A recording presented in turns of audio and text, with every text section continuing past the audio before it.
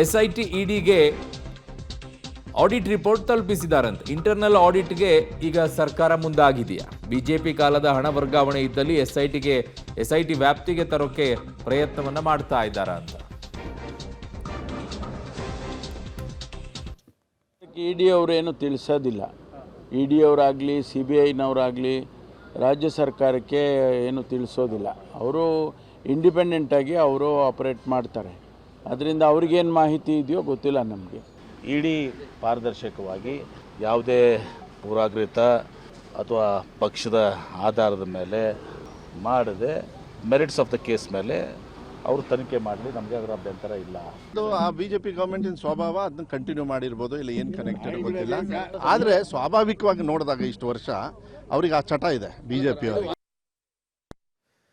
Okay, ನನ್ನ ಸಹೋದ್ಯೋಗಿ ಈಗ ಸುಖೇಶ್ ಇದ್ದಾರೆ ಪೊಲಿಟಿಕಲ್ ಬ್ಯೂರೋಯಿಂದ. ಸುಖೇಶ್, ಈಗ ರಾಜಕೀಯವಾಗಿ ಇದು ಅನೇಕ ಚರ್ಚೆಗಳಿಗೆ ಎಡೆ ಮಾಡಿಕೊಡ್ತಾ ಇದೆ ಇಡಿ ದಾಳಿ. ಸೊ ಇಲ್ಲಿಯವರೆಗೂ ಕೂಡ SIT CBI ವಿಚಾರದಲ್ಲಿ ಆ ಪ್ರಮಾಣದಲ್ಲಿ ಚರ್ಚೆಗೆ ಬಂದಿರಲಿಲ್ಲ. ಬಟ್ ಇಡಿ ಎಂಟ್ರಿ ಬಹಳ ಚರ್ಚೆಗೆ ಎಡೆ ಮಾಡಿಕೊಡ್ತಾ ಇದೆ.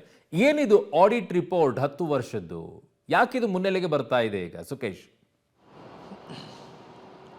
ಅರುಣ್, ಒಂದು ಸ್ಪಷ್ಟ, ಈ ಒಂದು ವಾಲ್ಮೀಕಿ ಅಭಿವೃದ್ಧಿ ನಿಗಮದ ಹಣ ಅಕ್ರಮ ವರ್ಗಾವಣೆಯ ಗಲಾಟೆ ಆದ ನಂತರದಲ್ಲಿ SIT ರಚನೆ ಆಗುತ್ತೆ. ಆ ನಂತರದಲ್ಲಿ ಎಲ್ಲೊಂದು ಕಡೆ IT ಬರುತ್ತೆ ಅನ್ನುವಂಥದ್ದು ಕನ್ಫರ್ಮ್ ಆಗುತ್ತೆ. ಈಗ ಇಡಿ ಕೂಡ ಎಂಟ್ರಿ ಆಗಿದೆ.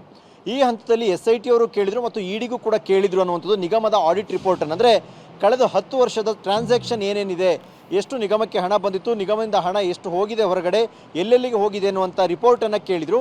ಆ ರಿಪೋರ್ಟನ್ನು ಈಗಾಗಲೇ ನಿಗಮದ ವತಿಯಿಂದ ಕೊಡಲಾಗಿದೆ. SITಗೂ ತಲುಪಿದೆ ಮತ್ತು ಇಡಿಗೂ ಕೂಡ ತಲುಪಿದೆ. ಅದು ಒಂದು ಹಂತ, ಅಂದರೆ ಅದು ತನಿಖೆಯ ಭಾಗವಾಗಿ ಪಡೆದುಕೊಂಡಿರುವಂಥದ್ದು. ಈಗ ಸರ್ಕಾರದ ಕೈಗೆ ಅದು ಹೇಗೆ ಅಸ್ತ್ರವಾಗಬಹುದು ಅನ್ನೋದಾದರೆ, ಈ 10 ವರ್ಷದಲ್ಲಿ BJP ಆಡಳಿತ ಅವಧಿಯೂ ಕೂಡ ಇರುವಂಥದ್ದು. ಹಾಗಾಗಿ ಆ ಅವಧಿಯಲ್ಲೂ ಕೂಡ ಏನಾದರೂ ಈ ರೀತಿಯ ವರ್ಗಾವಣೆಗಳು ನಡೆದಿತ್ತಾ, ಆ ಆಡಿಟಲ್ಲಿ ಆ ಅಂಶ ಇದೆಯಾ ಅನ್ನುವಂಥದ್ದು ಪ್ರಶ್ನೆ.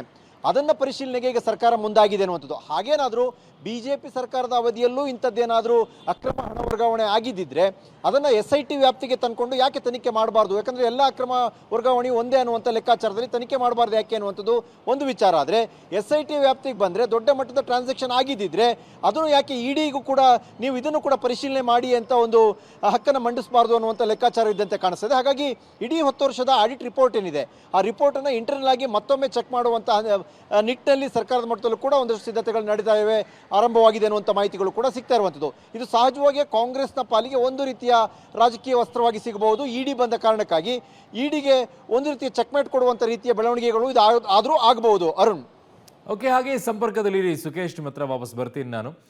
ಇನ್ನೂ ಒಂದಿಷ್ಟು ಬೆಳವಣಿಗೆಗಳು ಕೂಡ ಈ ವಿಚಾರದಲ್ಲಿ ಆಗಿದೆ. ಒಂದು ಕಡೆಗೆ ಇವತ್ತು ನಾಗೇಂದ್ರ ಅವ್ರನ್ನ ಅರೆಸ್ಟ್ ಮಾಡ್ತಾರೆ, ದದ್ದಲ್ ಅವ್ರನ್ನ ಅರೆಸ್ಟ್ ಮಾಡ್ತಾರೆ. ದದ್ದಲ್ ಅವರ ರಾಜೀನಾಮೆಯನ್ನು ಸರ್ಕಾರ ಪಡ್ಕೊಳ್ಳುತ್ತಾ ಅಥವಾ ಇದೇ ರೀತಿಯಾಗಿ ಇನ್ನೂ ಕೂಡ ಮುಂದುವರಿಸ್ತಾರ ಅವರನ್ನು ಈ ಪ್ರಕರಣದಲ್ಲಿ ಗೊತ್ತಿಲ್ಲ.